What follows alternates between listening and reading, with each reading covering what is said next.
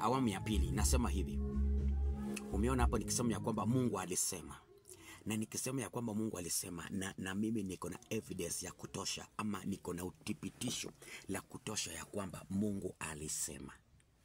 Kwa hivyo sijatumwa na mtu wala sijafikiria jambo lolote, mbali nimeona nikuambie. Mbona niseme Mungu amesema? Mungu amesema neno hili. Kwangu nitasema ni Mungu, maana Mungu amenipea ujumbe. Na ujumbe zote ambao Mungu amekuanga akiniambia, washirika wangu ama watendakazi wa madhabahu ama wana wa Mungu wamenifahamu na wamenitambua vizuri, na wananijua ya kwamba mimi upenda sana kuongea kitu ambacho Mungu ameniambia. Kama hajaniambia siwezi kukuambia, siwezi dhubutu. Lakini kuna huyu ni viongozi, by the way, ni viongozi. Ni viongozi ambao Mungu ameweza kunionyesha viongozi. Mungu amenionyesha hawa viongozi, na sitaki sana niingilie. Kwa hivyo sitaki kuingilia sana, lakini nataka niwaambie kenye Mungu alikuwa amesema. Na wewe ukiwa mtumishi mahali popote ulipo, uwe bishop, uwe apostle, uwe mwinjilisti, uwe nabii kama mimi, ninataka ukaweza kuelewa haya ili tusaidiane. Utaweza kuongea na mimi hapa kunitumia ujumbe, tusaidiane. Kwa maana tumechukua nafasi for 3 days tukiombea hili jambo, na bado 3 days bado ikarudia the same thing. Sasa nikasema hapana, hili neno mbona linanikuja hivi? Inafaa niweze kuachilia hili neno, niachilie angalau Wakenya wenzangu munisaidie lisitimie katika jina la Yesu. Likitimia itakuwa ni mbaya. Kwangu itasikia uchungu, na kwako pia itakuwa uchungu, hata kwa watumishi wengine. Kwa hivyo isikuwe ya kwamba ati nabii, kama ulikuwa umeambiwa ukweli, mbona hukulisema na mbona hukuchukua nafasi ili utuweke wazi? Basi nataka niweke wazi, na sitaki itimie. Sitaki ubaya utimie, natamani uzuri utimie. Niliweza kuonyeshwa kiongozi ambao anaitwa Babu. Huyu Babu, ninapomtazama ni kijana mdogo hivi, na ni kiongozi mzuri sana, anapendwa na watu. Nikaonyeshwa Babu, nimeonyeshwa Babu mara pili. Mara ya kwanza, mara ya pili, sasa leo hivi. Nikasema no, hili neno ikikuja mara ya tatu ni maneno tofauti. Sasa sitaki neno lolote, maana ninapopewa, na mimi Babu huyo ninamuona kwa mitandao, nilimuona tu kwanza, mimi kwangu mimi hapa mbele ya Mungu nimemuona wakati huu kwa TV, maana mimi mambo ya siasa na kuingia kwa nyumba kuona TV, nina hapa mbele ya Mungu huwezi nipata nikiwatch TV, mimi si watch. Lakini hiyo ni wakati ambao mheshimiwa wetu Raila Odinga alipokuwa ameaga, hiyo ndio wakati niliweza kuona Babu, nasikia Babu. Lakini mimi mambo hizo, maana niko busy sana kanisani, ni kuzunguka kufanya kazi ya Bwana. Usiponipata kanisani, nimeenda huduma kuombea watu, nikienda pale nimetoka nimeenda kanisa lingine. Yani mimi ni mtu wa msafiri wa kufanya kazi ya Bwana. Lakini kunipata kwa TV na kwa ni kazi ngumu, na hata sijui TV niliona mwaka gani. Lakini japokuwa wakati huu ndio niliweza kuangalia TV, ndio nikaona huyo Babu. Sasa nimepewa ujumbe ya Babu.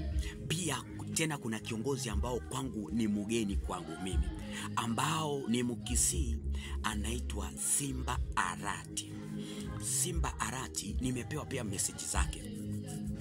Sasa hizi message ambao nimepewa ya Arati pamoja na Babu, na mimi sijawahi ona Simba Arati na macho, ijapokuwa pia nimemuona wakati ambao Raila Amolo Odinga aliweza kuaga, ndio nilisikia huyu Arati. Lakini kutoka hapo mimi hata siwisema kwamba hapa mji wa Kisii nimeenda mahali tukaonana na yeye, sijui kwa mikutano, sijui hivi, mimi hapana. Lakini ujumbe yake ndio hii. Sikiza, munisaidie mahali popote mlipo katika jina la Yesu. Tusaidiane, maana Mungu ndiye anafanya jambo. Sasa Mungu huyu ametoa maneno, Mungu ameonyesha, Mungu akisanipatia ujumbe. Mimi nimechukua nafasi, nimeomba, lakini wakati mwingine tunaweza kusaidiana katika jina la Yesu. Ilikuwa hivi, nimeona babu ujumbe ikinikujia nikiwa katika ndani ya usingizi wangu mida ya usiku saa 7 saa 8 pale, ya kwamba sauti ya Bwana ikaniongelesha, ikaniambia, huyu kijana unapomuona, maana aliletwa mbele yangu, nikaambiwa huyu ndiyo amevaa vazi ya Raila Amolo Odinga. Yani amevaa vazi t-shirt, alikuwa amevaa t-shirt ya Raila Amolo Odinga, ya kwamba kama wanaweza kutunza kile ambacho Raila Amolo Odinga alikuwepo nacho, na yule ambao anaweza kulitunza ama kuweza kuiendeleza. Yani kuna mbegu ipoteangi, kuna mahali mbegu itaingia. Unaweza zaa watoto 6, lakini kuna mtoto mmoja atafanana na baba, atachukua mfano wa baba ama tabia ya baba. Nikaona ya kwamba babu amebeba huo mzigo wa Raila Amolo Odinga, amevaa mavazi lake. Kisha nikaona maji yakimwagika kutoka juu kama manyunyu, yakimwagikia babu huyo. Babu sijui ni babu na mwamba, sijui ni babu, I don't know, lakini ni babu huyo kijana mweupe hivi, ya kwamba maji ikimwagika kutoka juu, maji kama manyunyu ikimwagikia. Ilipomwagikia, kisha na maana nikaona Raila Amolo Odinga akikaa nyuma ya babu huyo akikaa nyuma yake. Ijapokuwa Raila alikuwa na sijui inaitwa ni mkia ya ng'ombe nini, I don't know, akiwa naye katika mikononi mwake, akifanyia babu hivi katika kwa kichwa yake, lakini kutoka nyuma. Babu ako mbele kwa kiti, huyu anafanya kutoka nyuma. Raila amekalia kiti cha ile kiti ya kitambo. Kuna kiti na kuangana miguu 3, ile ko round. Raila amekalia na babu amekalia kiti kizuri, hii ya ofisi inazunguka, hii kiti kinazunguka. Sasa yeye anamumwagia tu hivi, anamumwagia yale maji, inanyesha manyunyu akifanya hivi. Kisha nikasikia kwamba huyu ndio anayeweza kusimamisha ODM. Huyu ndio baba amechukua yani nyota ya baba ya ODM. Sasa kuna jambo ilifanyika wakati baba aliliona hiyo message. Nikatolewa katika hiyo ndani ya maono hayo kwa usiku nikilala. Sasa mimi niliamka mpaka nikaangalia masaa. Tena nikarudi ndani ya usingizi tena, maana niliomba nikasema Mungu jidhihirishe zaidi. Tena nikarudia, kunaporudia katika hiyo message. Sasa message ya pili hayo ya babu, nikamuona sasa kuna timu watu wamekaa hapo kwenye kikundi, hadi kuna mwanamke mweupe hivi mnono. Huyo mwanamke ni mnono hivi, ako chocolate kiasi. Huyo mwanamke ako na midomo sana, ako na hasira na babu. Nikamuona ya kwamba wamekusanya, wamekimbia wakashika ule kijana babu. Walipomchukua huyu kiongozi, wakaenda wakamfunga ile kamba ya ng'ombe. Kuna kamba ya ng'ombe ilichukuliwa, walikuja nayo hiyo kamba, wakamfunga mguu, wakamfunga kwa mti. Kichwa ya babu ikaangalia chini. Babu akiwa analia anasema, mbona mnanitesa? Nimefanya nini? Nimekosa nini? Huyo mwanamke akasema, usimwache, hii mbegu ni mbaya, hii mbegu hatuitaki, hii mbegu ni mbaya, hii mbegu hatuitaki. Mungu akaniamsha akaniambia, nenda kachukue kisu, kata ile kamba. Nikachukua nafasi yangu, nikaenda pale nikachukua kisu. I don't know kisu ilitoka wapi, lakini nikapata niko na kisu, nikakata ile kamba. Nilipokata ubaya sikushikilia babu, nikikata mimi nilikata tu hivyo, babu akaanguka chini pap, lakini hakuumia, akalalia tumbo. Babu akasimama akaketi, akiwa nguo iko chafu, sati yake kawa na uchafu. Basi nikasimama, akaniambia, umeniokoa na nimeshukuru kwa kuniokoa vile umeniokoa. Na nikasema hivi, sio mimi, angalia kule, yule mwenye amekuokoa ni yule. Alipotazama akaona malaika, ndiye alikuwa anazunguka. Kutoka mahali pale alipoangalia, hatukuongea na babu chochote, tukuongea na chochote kwenda hapo. Hiyo message ikaondoka. Nikasema, kwani Mungu ananiambia nini kuhusu babu? What is wrong na babu? Ni akina nani hawa? Hiyo mambo nimekuwa nikiombea, tena nimerudia leo, ilikuwa ni mara ya pili. Ya pili nitakwambia vile ilikuja. Acha nitoke kwa hiyo kwanza, nataka nitoe ile ya kwanza zote. Nikuje katika huyu anaitwa Simba Arati. Simba Arati sijawahi muona hivi, hata kitembea na miguu, hata na macho yangu hivi ngo. Lakini ni hiyo siku nimewaambia hivyo vile nilikuwa nimesema. Nimeona Simba Arati ya kwamba mimi nimekutana na Simba Arati katika anga za kiroho. Nikamuona ya kwamba Simba Arati akikimbishwa kwa hospitali, anakimbishwa hospitali. Nami nikajikuta niko katika hiyo hospitali, nikashindwa nini kinaendelea, huyu anapelekwa kwa hospitali. Sauti ya Bwana ikaniambia ya kwamba angalia vizuri, wafuate kutoka nyuma, uhakikishe uangalie ni nini wanataka kufanyia Simba Arati. Pia the same. Nikaona kuna mwanamke mwingine hapa. Mungu atusaidie sana katika jina la Yesu. Nikaona kuna mwanamke pia pale, niliona mwanamke hapa pia ni mwanamke. Sasa hapo tutasaidiana kidogo. Utaweza kunisaidia na wewe ukiweza kuamini hiyo. Tuone kama tunasaidia katika ndani ya maombi. Bora ni maombi itafanya kazi. Hakuna shortcut, ni maombi. Hata kama ni 3 days tuchukue tuombe. Nikaona Arati akipelekwa hospitali. Sasa na mimi nikakimbia pale. Kumbe kunao kitu ambao Simba Arati anamaliziwa. Nikaona ya kwamba Simba Arati anatafutwa. Kwa sababu ninaapa mbele ya Mungu, sure God, kenye nilionyeshwa kika Mungu wa mbinguni. Ninaongea kwa ujasiri, Mungu wa Israeli. Na Mungu anisaidie ninaposema hivi. Nikaona Simba Arati anapigwa. Watu ambao walikuwa kwenye kikosi pia walikuwa watu 3. Wanaume 3, mwanamke mmoja. Sasa huyu mwanamke alisukumwa, akaenda kuwekea Arati sumu kwa chakula ya kwamba au wawe. Lakini bahati nzuri, Mungu wa Israeli, Mungu yupo, Mungu anafanya kazi. Nikaambiwa, songa unaenda pale, uangalie bila amewekewa hiyo sumu, na alipelekwa hospitali kwenda kutibiwa juu ya sumu ya tumbo.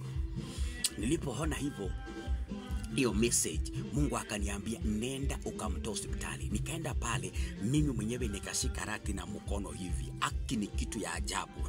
Hata mimi ninasanga sana watumishi wa Mungu, mabishop, injilisti, manabii. Nashukuru Mungu kwa yoyote vile Mungu anasema mapema. Nikachukua mikono yangu kwenda kushika Simba Arati. Nikamchukua kutoka kwa kitanda akisukumwa na madaktari. Nikamtoa pale, nikamwambia daktari, huyu sio mgonjwa, mbali amefanywa madhara, lakini haya madhara Mungu amenituma nikuje nimsaidie. Sister akaniambia, na ukweli na sisi vile tumemwangalia, tumeona ni kama afya yake iko sawa, lakini kuna kitu hakiendi vizuri. Nikamwambia hii ni problem ndogo, lakini inahitaji ishughulikiwe kwa haraka. Nikatoa hapo Simba Arati kwa hospitali, tukatoka naye nje. Na hospitali ambao niliweza kupelekwa ni General Hospital. Ajabu, General Hospital. Hapo ndipo nilipokuwa kwenda nimeshamtoa. Nikaangalia nyuma yangu, nikaona viti vitano vimepangwa. Sasa hizi viti vitano, hivi viti vitatu watu wamekalia. Kuna kiti ya huku na kuna kiti ya hapa. Yaani kuna kiti ya hii side nyingine na kuna kiti side nyingine, kuna nyingine hapa katikati, kuna zingine zilikuwa nyuma. Hii kiti ya hapa mbele ni kiti imetengenezwa vizuri, iko na kitu kingine hapa juu, smart sana. Hiyo kiti kuna mwenye alikuwa amekalia. Wakati Simba Arati alikuwa ameenda hospitali, kuna mwenye alikimbia kakalia. Nikamwona ni mtu fulani hapo. Pengine nitembee hivi nitaona, kwa mchana hivi nitasema huyu ndio nilimwona amekalia. Ni maana niliona mpaka sura. Nikaona huyo mtu amekalia, na si mtu mzee, sio mtu mzee sana, ni mtu tu umri tu mdogo hivi, ndiye amekalia katika hiyo kiti na amejishika kwa hiyo kiti. Mungu akaniambia hivi, nenda kwa ile kiti ondoa yule mtu ambaye amekalia ile kiti, umtoe, umwambia aende huko nyuma kabisa, chukua ile kiti. Hapo bado Simba Arati amesimama pale nilimwacha. Chukua hiyo kiti ukapee Simba Arati akalie. Nikachukua hiyo kiti, nikachukua Arati nikamkalisha, nikamchukua mkono hivi akuwa na nguvu, nikamkalisha hiyo kiti. Nilipomkalisha katika hiyo kiti, nikapewa bendera ya nchi yetu ya Kenya. Hiyo bendera sijui, I don't know hiyo bendera ilitoka wapi, lakini niliona bendera imetoka huko juu imeanguka chini. Yani niliona ikianguka hapo chini. Sasa sijui nani alitupa, sijui, lakini bendera ya Mungu ya Kenya. Nikachukua nikafunika Simba Arati na hiyo bendera ya Kenya, nikamfunika. Nilipomfunika nikaambiwa hivi, wewe kaa pale nyuma kabisa, kazi yako ni kutazama kile ambacho kinaendelea, uone ni nani anaweza kumkaribia. Nikajaribu hivi, nikaona kuna umati huko mkubwa sana, stadium, Kisii Stadium, umati mkubwa. Nikaona kuna mama amefurahia. Huyo mama mwenye wakati Simba Arati alikalia hiyo kiti, kuna mama ambaye alikuwa amefurahia. Huyo mama ametengeneza nywele na ameka kitu kingine hapa kama Maasai. Hapa kama kuja hapa mbele hivi kama kitu ya Maasai hivi ameka. Huyo mama alifurahia na akasangilia, akasema tulitamani ikuwe hivyo. Sasa hapo nilipoona amefurahia, wengine wakanungunika. Nikaona watu wa bodaboda wakikimbia, wakikasirika, wakibeba marungu, wamebeba mapanga, wako na hasira, wanasema hatutaki. Kutoka pale nikafika pale, mimi nikawapita. Nilipowapita, sauti ya Bwana ikaniambia, nyosha mikono yako paka pale uliacha Simba Arati. Nikanyosha mikono tu hivi. Kunyosha nikatolewa katika ndani ya dream hizo ambazo Mungu alikuwa amenionyesha. Sasa hiyo ni ile message nilikuwa nimepewa na Mungu kuhusu hawa viongozi. Nirudi ya babu ya pili, message ya pili. Nimepata ya kwamba message ya pili kende kanirudia kwa babu babu pale. Nikapata kwamba anasukuma, nikaona babu amesimama mahali, alikuwa kama jukwaa. Amesukumwa na wanaume wengine hapo. Wakamsukuma akatoka juu ya jukwaa akaanguka chini. Alipoanguka watu wakasangilia, wakasema tulikuwa tunatamani hivyo. Lakini umati ingine kwa side moja, watu walipiga kelele. Wakasema muachilie, msimumalize. Muachilie jinsi alivyo, msimumalize. Sasa mwisho nikaona babu akiwa amebeba kikombe glass nzuri. Amepewa kikombe pamoja na zawadi nzuri kwa mikono. Na hiyo zawadi niliona amebeba kikombe cha World Cup. Amebeba hiyo kikombe kama mshindi. Amekibeba wakati aliangusha chini, lakini aliangushwa na akapewa pia hiyo. Sasa wenye kumpea mimi sijui, lakini mwisho niliona akimalizia amekibeba. Nikafika pale kwa babu, nikasimama karibu na yeye. Niliposimama, sauti Bwana ikaniambia, mtemee mate, umwambie aishi siku mingi, maana maadui yake ni wengi. Nikamtemea mate, nikasema nimeambiwa nikutemee nikwambie uishi, maadui wako ni wengi. Sasa wasikilizaji wapendwa wa Bwana, hamjai niona nikiongea maneno kama haya. Sijawahi ingia katika ndani ya kutoa maujumbe kama huu, lakini hizi maneno mbili iliniumiza moyo. Tuliamuka asubuhi tukaomba na waombezi wetu, lakini moyo wangu hujatulia. Nikasema noe, hii neno nisije kunyamaza, lazima nikaweza kuongea. kwa wazi ya kwamba Mungu amesema jambo fulani, na hili jambo litaweza kusaidia, tutaweza kulisaidia namna gani? Sasa ombi langu ambao ningetamani, mpendwa wangu, Mkristo mwenzangu, nchi yetu ya Kenya inahitaji maombi. Nchi yetu ya Kenya inahitaji maombi, inahitaji umoja. Sisi kama Wakristo watumishi, tuombee viongozi wetu. Tusiweke chuki, tusiweke hasira, tusiwe na ubaguzi yeyote, tusiwe na ubaguzi wa rangi, tusiwe na ubaguzi wa ukabila, tusiwe ni watu ambao tunakumbuka pali mwenzako amekukosea. Naomba katika jina la Yesu, uchukue muda wako mzuri, ombea hawa viongozi nimesikia nimetaja katika majina lao. Naomba tu tuombee. Ombea Simbarati, ombea Babu na Mwamba, ni watu wa maana sana. Tuwaombee katika jina la Yesu. Mimi hakuna yule ambao nasema ya kwamba mimi kwa siasa. Kama wewe ni mtumishi, tusikue na ubaguzi ya kabila, ya chama.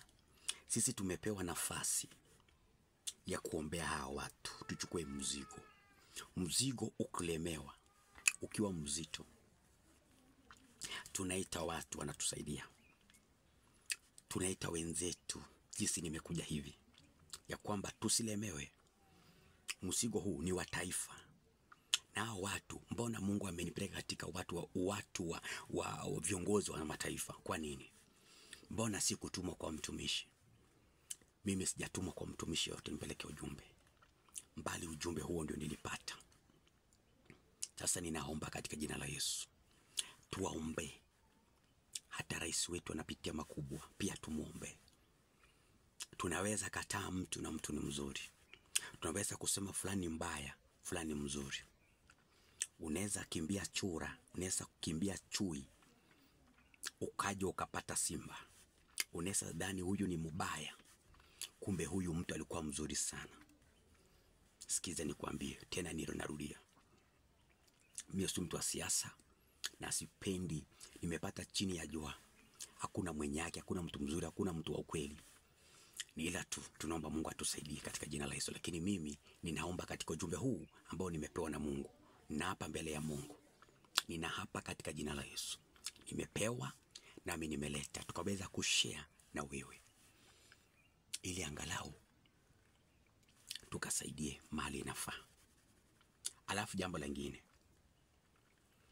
tunapoangalia wakati wa Kibaki, wakati wa Moi, tuache Kibaki kwanza. Wakati wa Moi tulilia sana, oh Moi, oh Moi, oh Moi. Tukaleta Kibaki. Tulipoingiza Kibaki, tukaanza tena kulia, oh Kibaki, oh Kibaki, oh Kibaki. Nataka muangalie vizuri na mufikirie vizuri na tuelewe vizuri. Tunahitaji maombi, tunahitaji maombi. Tuache Mungu atawale, tuache Mungu aongoze. Tusiangalie viongozi. Mungu ako na sababu. Kibaki tukapiga kelele, oh Kibaki, oh Kibaki. Sisi zote mpaka mimi niko hapa. Hata mimi nipo. Kwa hivyo si wewe peke yako. Uhuru akaingia. Uhuru akafanya kazi, akachapa kazi kama mwanaume kamili. Tukaanza kupiga kelele, Uhuru, jamani Uhuru, jamani Uhuru, jamani Uhuru, jamani Uhuru. Yote kapita, si ndio?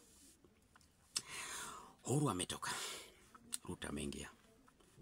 Tunalia, bado tunalia, hatujamaliza, bado kilio ipo. Oh Ruto, oh Ruto, oh Ruto, oh Ruto. Sasa nadhani Mungu anaenda kufanya jambo, pengine mwingine ataingia. Mimi siwezi kuambia kwamba hapo Mungu amefika ameniambia kwamba fulani ndiye atakuwa kiongozi. Sitaki kudanganya, uniondoe, usiweke maneno kwa mdomo yangu. No, sijasema fulani ndiye atakuwa kiongozi. Sijasema Ruto ataondoka ama atarudia kiti. No, mimi nimepewa viongozi ngapi? Wawili, Babu na Simbarati. Sasa hao wengine sijaambiwa. nani atakuwa uongozi, Mungu ndiye anajua. Sasa ni kuomba. Kwa hivyo tunasema kwamba Ruto ni mbaya, Ruto ametusumbua, Ruto ni mzuri. Hiyo mimi sipo. Kazi yetu kama watumishi wa Mungu, kazi yetu kama wachungaji ambao mko na utu na Roho utakatifu wa Mungu ndani yenu, ni kuombea nchi yetu na ni kuombea viongozi wetu. Pia number 3, ukiona haya yote yakitendeka, haya yote ni sisi watumishi ambao tumelala kwa class. Sasa tuamuke. Maana tukiomba hata huyo kiongozi mwingine achaguliwe bila maombi, pia mtapiga kelele kama ya Ruto, mnapiga kelele hiyo. Unaona hiyo. Sasa ni maombi. Kitu kikubwa, tuombe. Tushirikiane, tuombe. Tuombe kabisa. Pia tukumbuke nchi ya Tanzania. Tanzania tuikumbuke sana. Kwangu nilitoa machozi nilipoona mili za watu zikitambaa kila mahali. Nikasema siwezi kulaumu Mama Samia. Na pili, siwezi kulaumu hao watu waliuawa. Ni sisi wachungaji tutajilaumu. Kwa nini? Tumelala kwa class. Tunahitaji kuamuka tuombe. Tungeshikana kwa maombi. Huu uovu. Maana maandiko yanatuambia kwamba tuko na uwezo na mamlaka ya kukemea roho za uaji na zitaisha. Kwa hivyo tungekemea roho kama hizi, tushirikiane, tushikane mikono, hizo hazingetokea. Na katika nchi yetu ya Kenya tushikane mikono, tukemee roho za uharibifu, roho za uaji, roho za kukatana.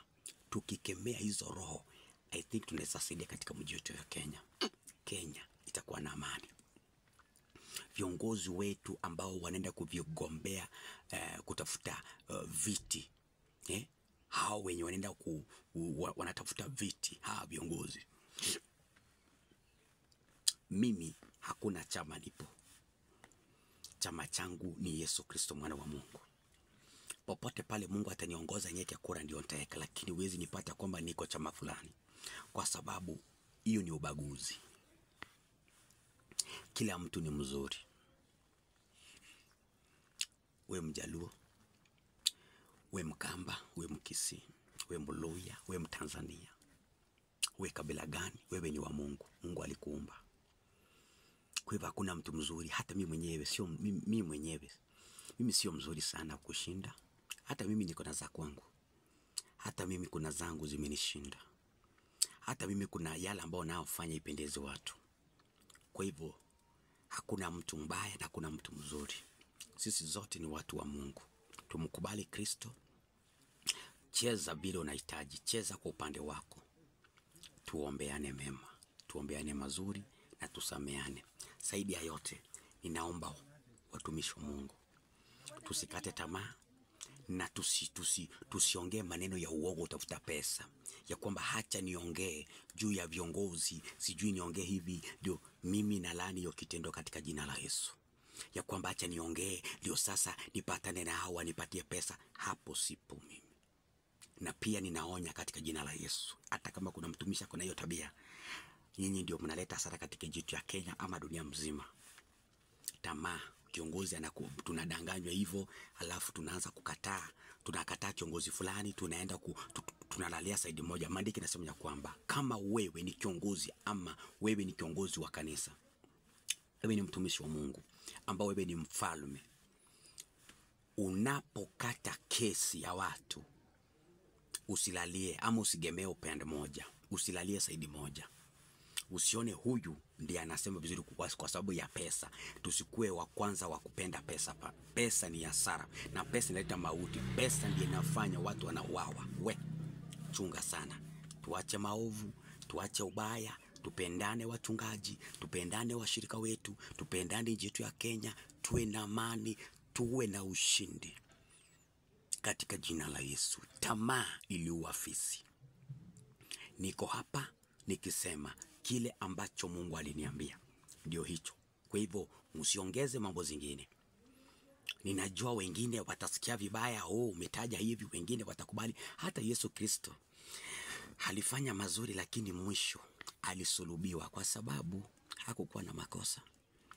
Mwanadamu ni yule yule tu.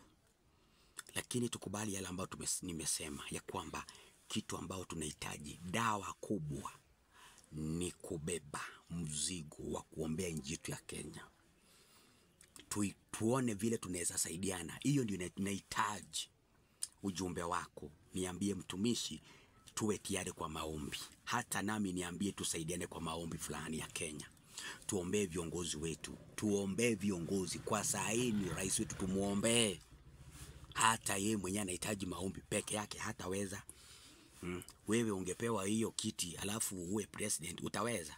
Hii vichwa za watu wote, si utakufa na pressure? Sukari itapanda, majani itateremka kwa kichungi. Kwa hivyo lazima pia uangalie vizuri. Hii kazi ni uzito.